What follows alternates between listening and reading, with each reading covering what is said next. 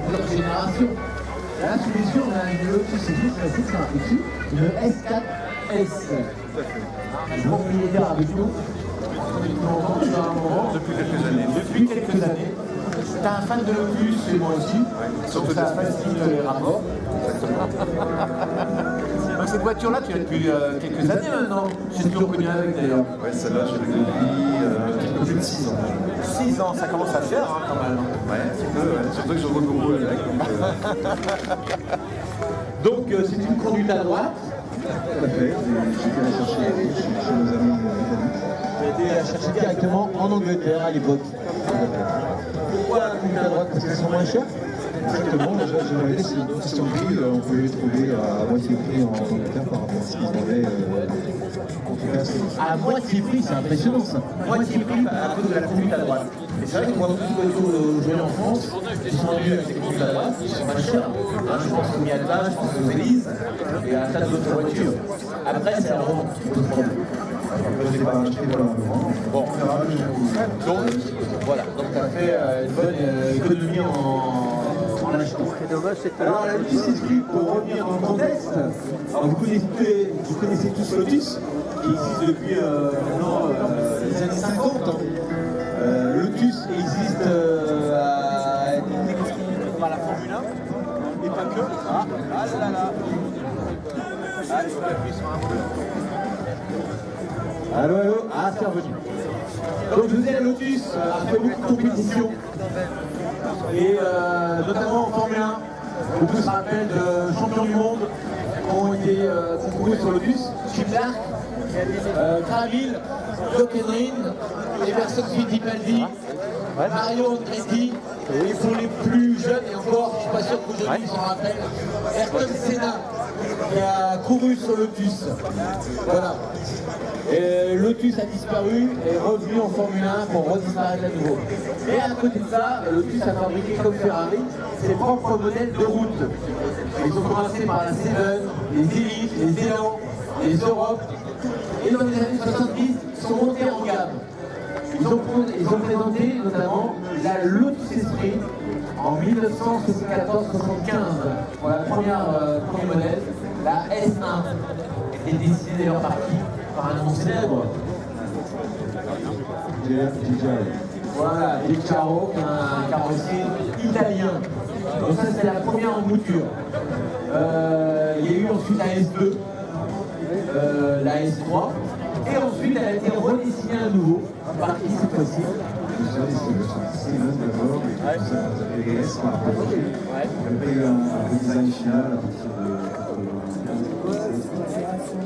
D'accord. La tienne date de quelle année exactement?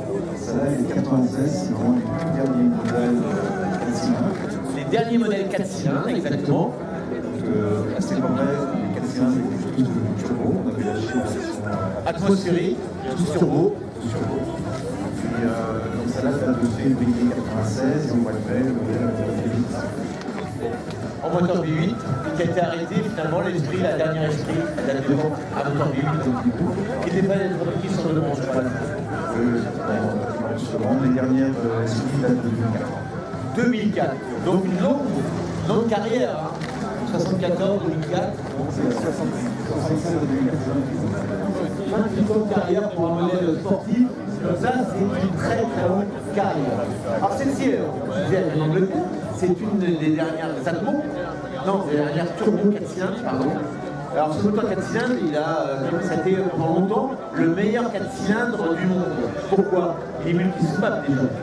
C'est un moteur avec une longue évolution, une longue vie, parce que ça a commencé par le 2 litres. Oui. Ensuite, a été réalisé pour passer en 2 à partir de Oui. des années 80. On a fait des SE3 qui ont été fiabilisés, continuellement améliorés jusqu'à arriver à cette version La plus aboutie. avec les 300 chevaux. Là on a 300 chevaux. Et on a un boost qui permet, Voilà, il y a un boost qui permet d'avoir plus de puissance, non? c'est ça, quand on accélère à fond, on a un petit boost qui permet au turbo de passer de 0,75 Ouais. à 1.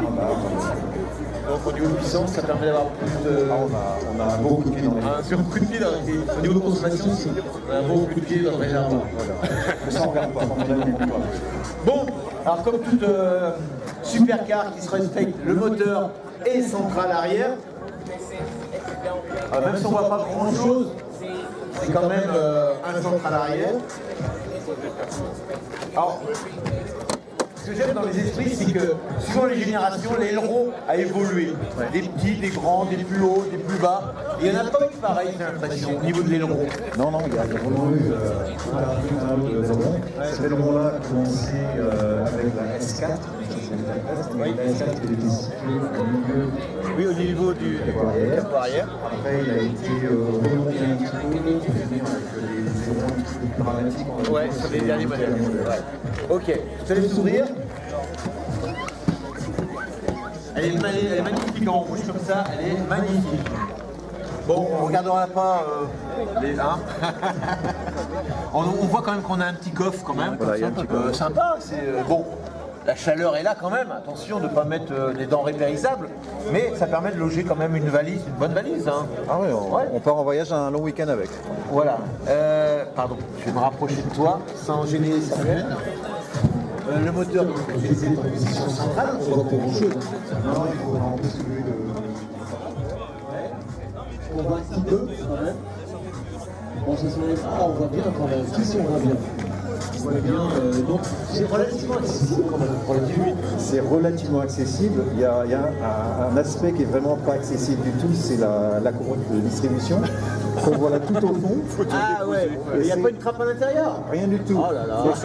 Beaucoup de garagistes exigent de sortir le moteur pour changer la courroie de distribution. C'est quand même Le moteur doit coûter un max. oui, c'est un non-sens. Et puis de temps en temps, il y a des garagistes qui sont un petit peu plus courageux. Et j'ai notamment mon petit garagiste préféré, Thierry Julien, spécialiste des Lotus à Brest, qui lui n'hésite pas, il monte dans la voiture, à quatre pattes, et puis il change la courroie de distribution et le moteur en place. Voilà. Sans le sortir. Et ben voilà, plutôt que de sortir le moteur quand même, c'est une hérésie. C'est une hérésie totale pour changer de courroie. C'est clair. Il faut juste avoir la bonne position. Voilà. Et pas être trop gros. Tu mets un mec de 90 kg dans le coffre, là, c'est peut-être pas apprécié. Donc un petit garagiste, pas trop gros, pas trop un peu mec. Et ça se fait. On va admirer l'intérieur maintenant. Alors on a un toit qui se lève, je crois.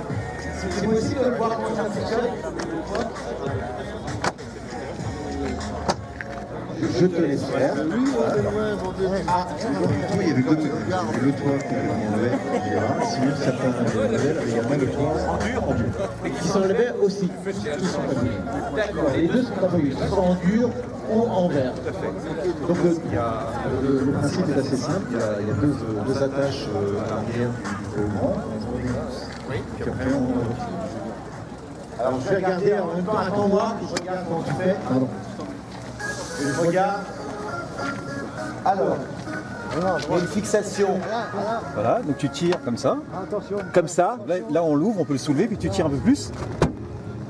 Ah, et donc on peut le soulever, entrouvrir. On peut le soulever. Voilà, entrouvrir ou carrément l'enlever. Carrément l'enlever. D'accord. Donc là, c'est bon.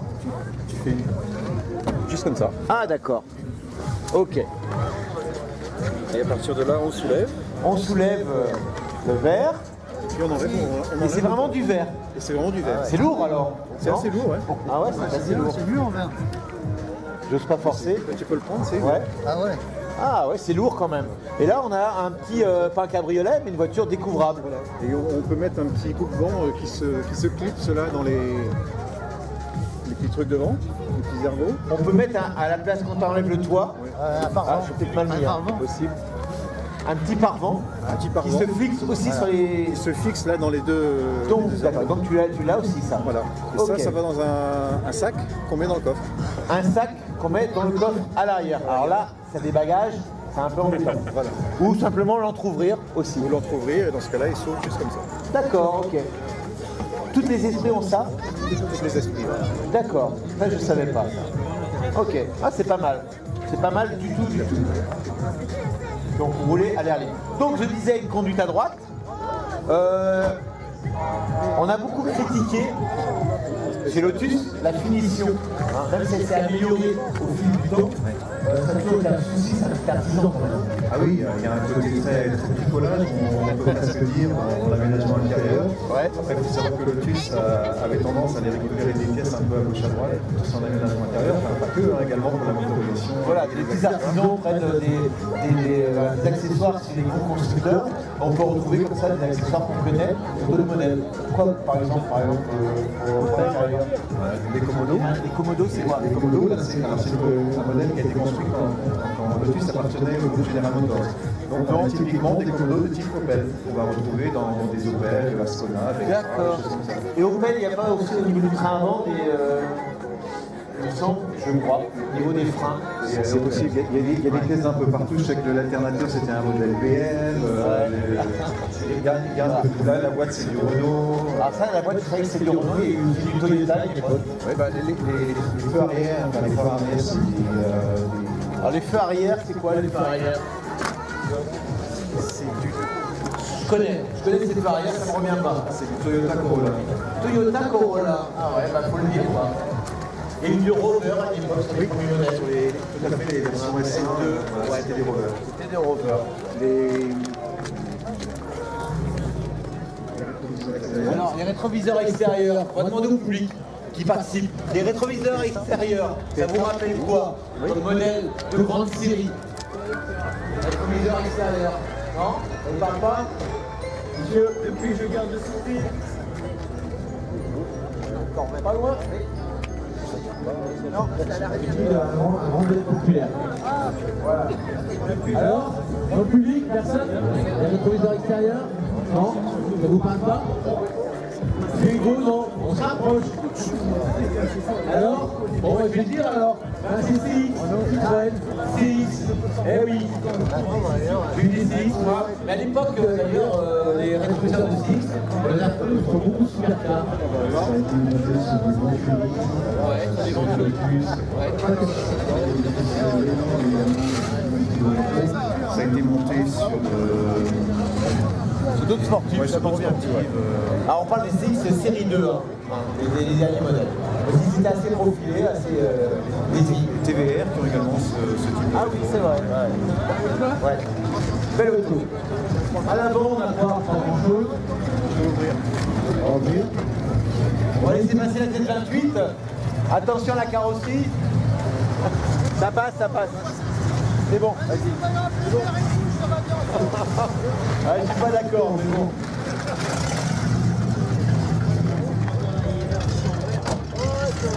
Alors le coffre à l'avant, bien sûr, on n'a pas grand chose. Regardez, on a quand même une roue de secours, une galette, d'accord, mais qui permet de se dépanner. Et à côté de ça, Le système de freinage. le système de freinage, attends, je me rapproche de toi. Le système de freinage, Voilà, le système de freinage. liquide. Voilà, donc là il y a le réservoir liquide. Oui. La pompe et tout ce qui va. D'accord. On a un crin quelque part sans doute aussi. Oui, que je crois que j'ai dû le laisser dans le coffre. Ouais. Tu as déjà servi de la roue de secours? De la roue de secours, non. J'ai crevé une fois, mais j'ai réparé avec une bombe et je me suis trompé. Quand on a eu la roue de secours, ça fait un peu de place. Hein. Oui, c'est vrai. Voilà, bon, vous voyez que la place est limitée. Les phares aussi. Alors à l'époque, on est dans les années 70, à la conception, il fallait pour un supercar avoir des phares rétractables. Maintenant, c'est passé de mode. Des doubles phares, voilà. Des doubles phares.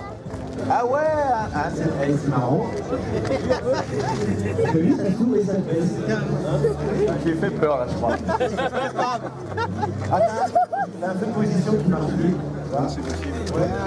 Ah bah, c'est une anglaise, c'est normal. C'est tactile. C'est tactile. Et puis bien sûr, les cuissons Lotus. Vous savez ce que ça veut dire les cuissons Lotus? Il a cliqué d'allumer. On a plusieurs initiales entrelacées. On a 4 initiales entrelacées. Est-ce que quelqu'un sait ce que ça veut dire?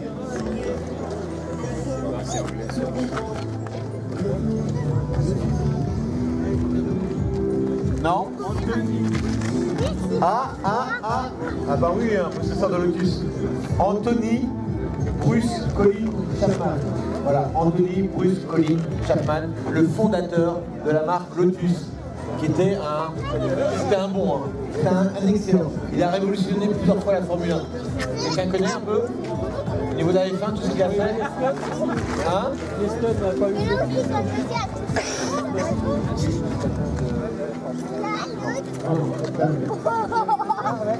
Donc, bah, Lotus en Formule 1, il a inventé quoi? Il a inventé le moteur porteur, la coque. La monocoque. Ah bon? Oui. Le moteur porteur.